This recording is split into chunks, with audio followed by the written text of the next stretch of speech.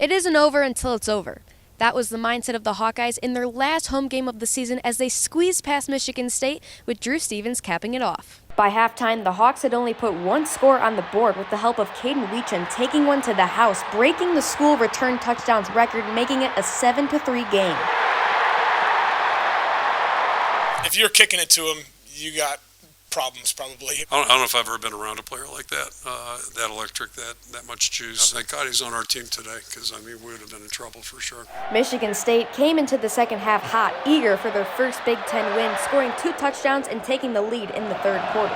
The environment at Kinnick dimmed as Cold fans debated whether to leave or to stay, declaring this game over in their minds. However, it was the fourth quarter when the flip was switched. When it gets to that fourth quarter, it's kind of do or die time, Your backs are against the wall. You kind of just started throwing the ball a little bit more, taking some more shots, taking some more opportunities downfield. In their first drive of the last 15 minutes, the Hawkeyes foreshadowed the ending of the night, driving confidently down the field, but only making it so far to which Drew Stevens would kick a field goal to make it 17-10.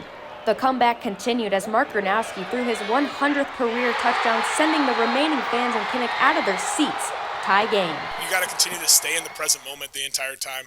No matter what happened in the past, you can't think about the future. You got to stay with your process. You can't think about the results. We keep telling our guys, one play at a time, stay in the present moment, and eventually it'll go through. The Iowa defense came in clutch, shutting down Michigan State in each of their fourth quarter drives and getting the last possession of the night in the final few minutes. Though most of the game the Hawkeyes had been running the ball, Gronowski was given the green light to let it loose, throwing 3 dimes in a row to leave things in the hands of Drew Stevens with 2 seconds remaining.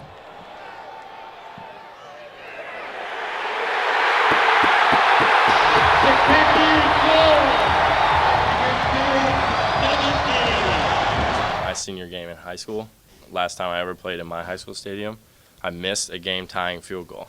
I just immediately went back to that moment, and I'm just very grateful that I got to, do it, make it right. The entirety of the Iowa fan base exhaled in relief as the Hawkeyes managed to break away with a 20-17 win. I'm just really proud of how our players stayed the course. They didn't flinch. They just kept pushing and playing. They continued to compete, which is the most important thing, and the coaches kept coaching. So, it's a 60-minute game, and if you quit, you got no chance. After closing out their home season, the Hawks will then close out their regular season next week as they'll face Nebraska in their annual post-Thanksgiving duel.